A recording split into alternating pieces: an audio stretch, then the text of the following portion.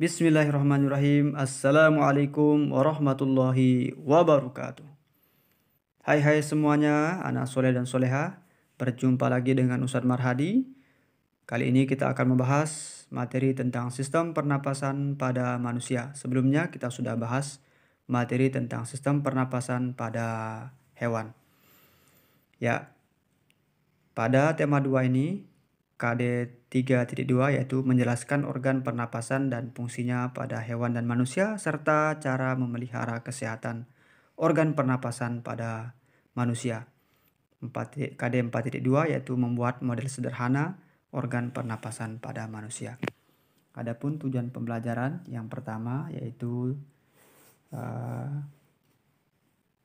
menggali informasi dari teks bacaan. Lagi sekali, menggali informasi dari teks bacaan.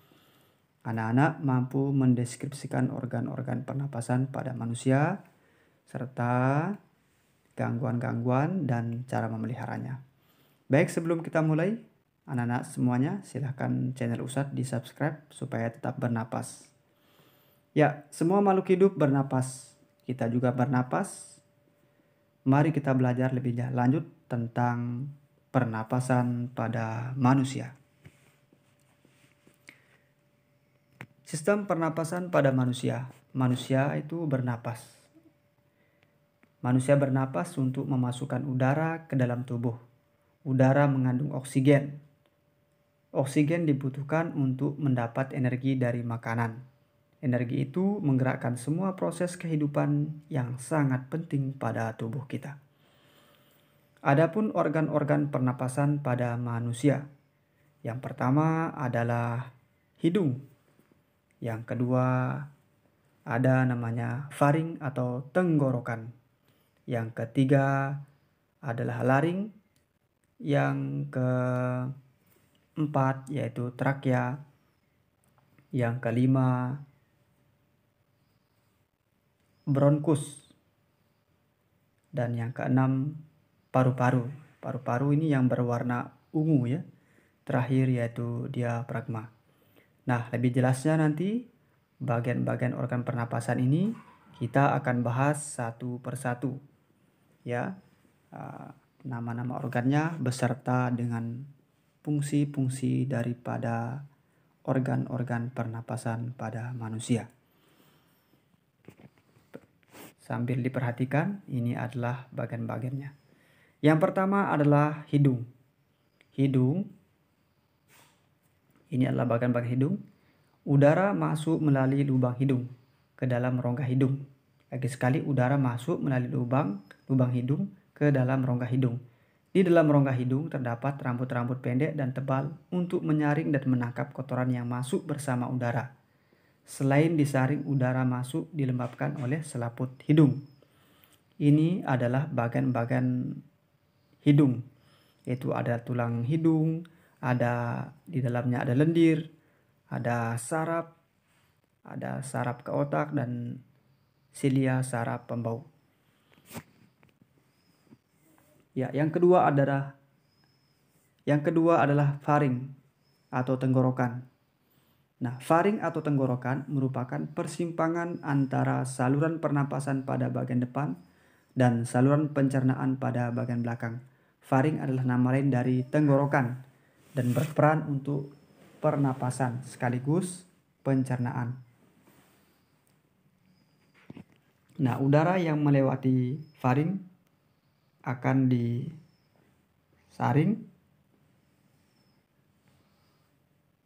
Lagi sekali, faring nama lainnya adalah tenggorokan, yaitu berperan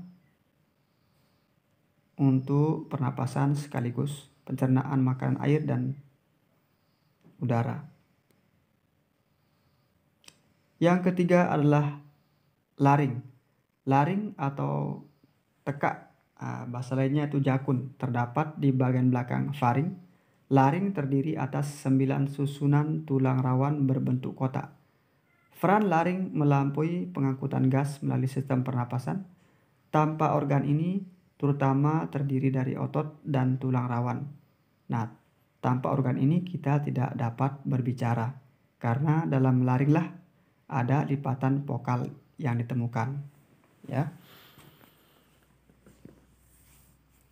Jadi laring itu bisa membuat kita keluar suara ya, bisa kita bersuara.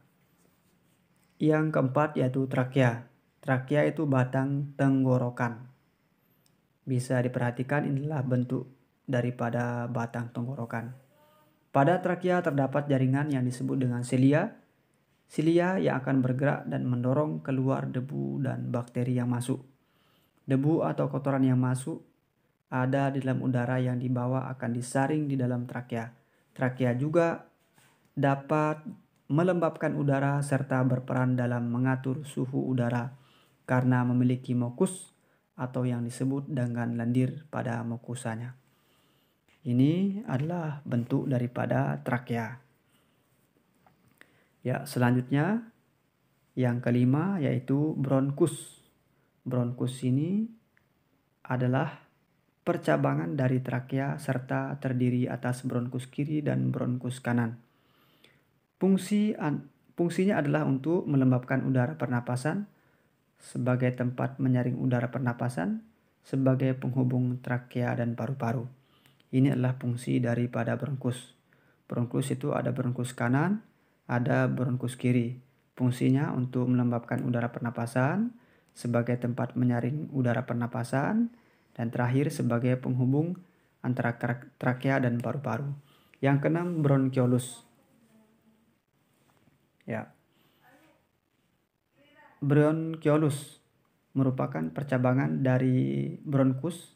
Letak bronkiolus secara langsung berbatasan dengan gelembung udara dalam paru, yaitu alveoli. Dari letaknya, bronkiolus menjadi jembatan dari masuk keluarnya udara dalam sistem pernapasan manusia. Sehingga bronkiolus berfungsi sebagai penyalur udara yang berasal dari bronkus untuk kemudian dialirkan ke alveolu guna mendapatkan pertukaran gas antara karbon dioksida dan oksigen. Yang ketujuh yaitu alveolus. Organ yang ketujuh alveolus. Alveolus bentuknya seperti anggur kalau diperbesar. Alveolus terdapat di dalam paru-paru, merupakan tempat terjadinya pertukaran oksigen dan karbon dioksida.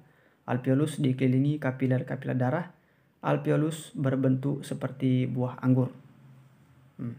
Ini adalah bentuk daripada organ pernapasan alveolus. Demikian materi tentang organ pernapasan pada manusia beserta fungsinya. Selanjutnya kita akan mempelajari tentang gangguan atau penyakit pada sistem pernapasan. Yang pertama adalah emfisema. Emfisema merupakan paru-paru yang mengalami pembengkakan. Penyakit ini disebabkan oleh pembuluh darah pada paru-paru merupakan paru-paru kemasukan udara dan mengakibatkan kerusakan pada alveolus. Penyebab emfisema yaitu dari asap rokok, polusi udara, asap atau debu atau bahan kimia. Ini harus kita hindari. Asma adalah gangguan pernapasan karena saluran pernapasan menyempit dan menyebabkan penderita sulit bernapas. Ini penyebabnya yaitu debu dan asap. Bronkitis, peradangan yang terjadi pada saluran utama pernapasan atau bronkus, yaitu bronkitis. Bronkitis disebabkan oleh virus, infeksi virus, dan rentan menyerang perokok serta orang dengan kekebalan tubuh. TBC, tuberkulosis, adalah penyakit menular, merupakan peradangan yang terjadi pada paru-paru. Penyakit ini disebabkan oleh bakteri tuberkulosis. TBC menimbulkan gejala berupa batuk yang berlangsung lama, biasanya berdahak atau mengeluarkan darah. Kanker paru-paru. Nah, kanker paru-paru ini yaitu penyakit yang sangat berbahaya. Kanker paru-paru yaitu kondisi sel ganas, yaitu terbentuk di paru-paru atau menyerang paru-paru. Penyakit ini disebabkan oleh asap rokok. Sehingga kita hati-hati ketika ada orang yang sedang merokok dekat kita. karena itu bisa menyebabkan kanker atau penyakit pada paru-paru kita. Selanjutnya, influenza, penyakit pernapasan yang disebabkan oleh virus influenza, penyakit yang ditandai dengan pilek, pusing, demam, dan meriang. Baik, demikian materi yang bisa saya sampaikan, yaitu materi tentang organ pernapasan beserta fungsinya, dan yang terakhir yaitu tentang penyakit atau gangguan pada sistem pernapasan pada manusia. Lebih kurangnya Ustadz mohon maaf. Sekian, assalamualaikum warahmatullahi wabarakatuh.